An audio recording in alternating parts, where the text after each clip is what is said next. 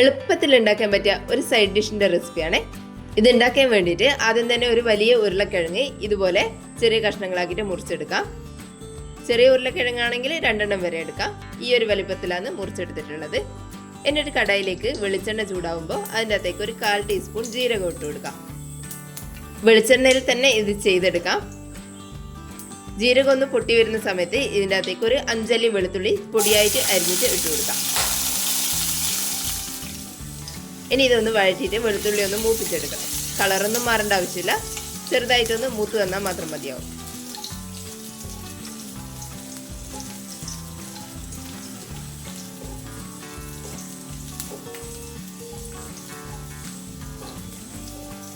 ചെറുതായിട്ടൊന്ന് മൂത്ത് വന്നു കഴിഞ്ഞാൽ ഇതിൻ്റെ അകത്തേക്ക് നമ്മൾ അരിഞ്ഞു വെച്ചിട്ടുള്ള ഉരുളക്കിഴങ്ങ് ഇട്ട് കൊടുക്കാം.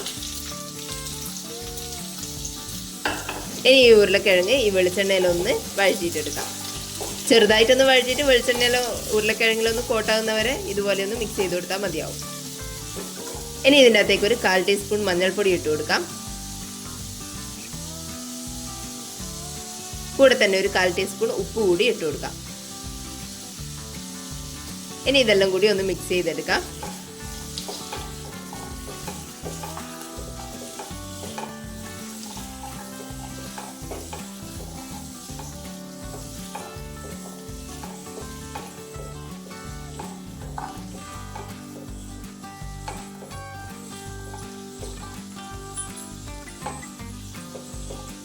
എല്ലാം മിക്സ് ആയിട്ട് വന്നു കഴിഞ്ഞാൽ അടച്ച് വെച്ചിട്ട് ലോ ഫ്ലെയിമിൽ വെച്ചിട്ട് ഇതൊന്ന് വേവിച്ചെടുക്കാം. ഉരുളക്കിഴങ്ങ് വെന്ത് കിട്ടാൻ കുറച്ച് സമയം എടുക്കും, എന്നാലും ഇടയ്ക്ക് 1-2 പ്രാവശ്യം ഇത് തുറന്നിട്ടൊന്ന് ഇളക്കി കൊടുക്കണം.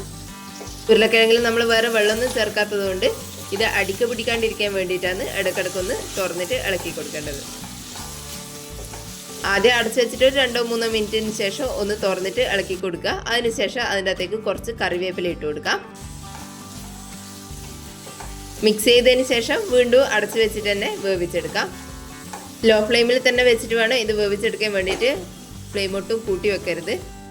ഒരു 1/4 വേവോളം ആയിക്കഴിഞ്ഞാൽ ഇതിൻ്റെ അകത്തേക്ക് ഒരു പച്ചമുളക് ഇതുപോലെ വട്ടത്തിൽ അരിഞ്ഞിട്ട് ഇട്ട് കൊടുക്കാം.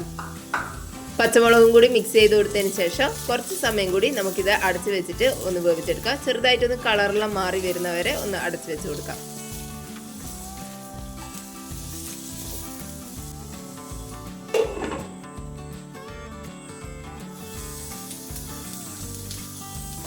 ഇതുപോലെ ചെറുതായിട്ട് കളറിലൊന്ന് മാറി വന്നു കഴിഞ്ഞാൽ ഫ്ലെയിം ഓഫ് ചെയ്ത് കൊടുക്കാം. ഇതിൻ്റെ അകത്ത് നമ്മൾ വേറെ ഒന്നും ഇടുന്നില്ല, ഉള്ളിയോ അല്ലെങ്കിൽ തക്കാളിയോ അങ്ങനത്തെ ഒന്നും ഇടുന്നില്ല. അതൊന്നും ചേർക്കാതെ തന്നെ ഇതിന് നല്ല ടേസ്റ്റാണ്. ഫ്ലെയിം ഓഫ് ചെയ്തതിന് ശേഷം ചൂടോടുകൂടി തന്നെ ഇതിൻ്റെ മേലെ കുറച്ച് ചില്ലി ഫ്ലേക്സ് ഇട്ട് കൊടുക്കാം. കൂടെ തന്നെ കുറച്ച് മല്ലിയില കൂടി ഇട്ട് കൊടുക്കാം.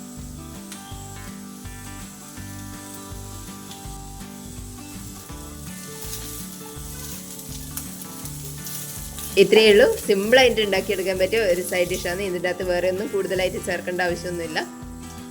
ലഞ്ച് ബോക്സിലെല്ലാം കൊടുത്തുവിടാൻ വേണ്ടിയിട്ട് ഉണ്ടാക്കാൻ പറ്റിയ ഒരു അടിപൊളി ആയിട്ടാണ്. അധികം എരിവൊന്നും ചേർക്കാത്തതുകൊണ്ട് ചെറിയ കുട്ടികൾക്ക് വരെ ഇത് ഇഷ്ടമാവും. എന്തായാലും ഇതൊന്ന് ഉണ്ടാക്കി നോക്കണേ. വീഡിയോ മുഴുവനായിട്ട് കണ്ടിട്ട് ഇഷ്ടപ്പെട്ടിട്ടുണ്ടെങ്കിൽ ഒന്ന് ലൈക്ക് ചെയ്ത് സബ്സ്ക്രൈബ് ചെയ്യണേ. താങ്ക്